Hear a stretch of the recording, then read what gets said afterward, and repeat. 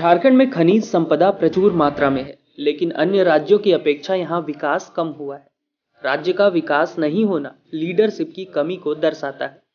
उक्त बातें कर्नाटक राज्य के अतिरिक्त पुलिस महानिदेशक रेलवे के भास्कर राव ने तेनुघाट दौरे के बाद कही। दरअसल श्री राव के पिता तेनुघाट सिंचाई विभाग में कार्यपालक अभियंता थे। श्री राव का बचपन यहीं गुजरा था। अपनी यादों को समेटने के लिए 51 साल बाद उस क्वार्टर में गए और नतमस्तक होकर उस जमीन को प्रणाम किया। उन्होंने कहा कि 1967 से लेकर 71 तक उनके पिता सिंचाई विभाग में कार्यपालक अभियंता तकनीक रूप में काम किया था। उस तेनुघाट डैम का निर्माण हो रहा था। उनकी बचपन तेनुघाट में गुजरी है, इसलिए उन्हें बार बार तेनुघाट की उस जमीन को देखने और एहसास करने की तमन्ना थी। इसी उद्देश्य से वह कर्नाटक से तेनुघाट पहुंचे और अपने बचपन के याद को ताजा किया। उन्होंने कहा कि तेनुघाट में ही पहला अक्षर के ज्ञान की शुरुआत की। इसके बाद बोकारो थर्मल स्थित कार्मेल स्कूल में प्राथमिक शिक्षा का अध्ययन किया। उनके पिता का स्थानांतरण हो जाने के कारण वे यहाँ से चले गए। उस समय दक्षिण भारत के कई अभियंता यहाँ कार्यरत थे। मौजूदा समय में वे कर्नाटका रेल विभाग में अतिरिक्त पुलिस महानिदेशक के पद पर कार्यरत हैं।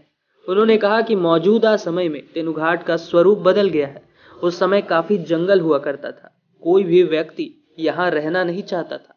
वैसे तो झारखंड में सोना, हीरा, कोयला, पानी, अभ्रक सहित अन्य खनिज संपदा भरपूर मात्रा में है, लेकिन जिस प्रकार तमिलनाडु, कर्नाटक, महाराष्ट्र, गुजरात का विकास हुआ है, वैसा विकास झारखंड में नहीं दिखाई पड़ता। झारखंड बिहार के लगभग 8-10 लाख मजदूर कर्नाटक में काम करते हैं। उतना काम तो उन्हें झारखंड में भी मिल सकता था, लेकिन ऐसा नहीं। श्री राव तेनुघाट पहुंचने से पहले रजरप्पा स्थित छिन्नमस्तिका मंदिर भी पहुंचे और पूजा अर्चना की। तत्पश्चात गोमिया के पूर्व विधायक और राज्य के उत्कृष्ट विधायक से सम्मानित माधव लाल सिंह से मिले।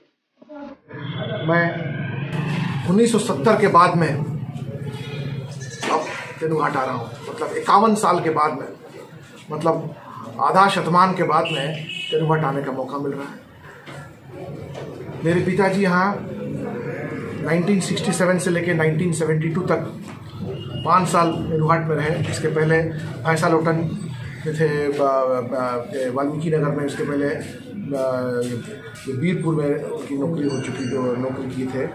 और उसके बाद तेनुघाट उनका ट्रांसफ़र हुआ। वो एग्जीक्यूटिव इंजीनियर मैकेनिकल हुआ करते थे। उस समय बिहार में इंजीनियरों की कमी थी, तो माननीय श्री कृष्ण बाबू ने कर्नाटका के मुख्यमंत्री को एक खत भेजा था कि कुछ इंजीनियर बात कीजिए यहाँ पर। उसी समय गंगा के ऊपर में पुल का जो निर्माण होने वाला, जो मोकामा के बाढ़ में देख रहे हैं, विश्वेश्वरैया जी का उम्र 90 साल हो चुका था। मेरे पिताजी उसमें 25-26 साल के थे। तो हमारे दादाजी बोले कि इस लड़के को लेके जाइए, आप भी आपका मदद करेगा वहाँ पर का। पुल का जगह खोजना था, तो विश्वेश्वरैया जी ने पुल का जगह खोजा। और आप आज भी देख रहे हैं मोकामा का पुल कितना तंदुरुस्त, कितना तगड़ा है। और मतलब 60-70 साल पुराना हो चुका है पुल। उसके ऊपर रेल भी चलती है, रोड ट्रैफिक भी है, लेकिन पुल हिलने डुलने का नाम नहीं लेती।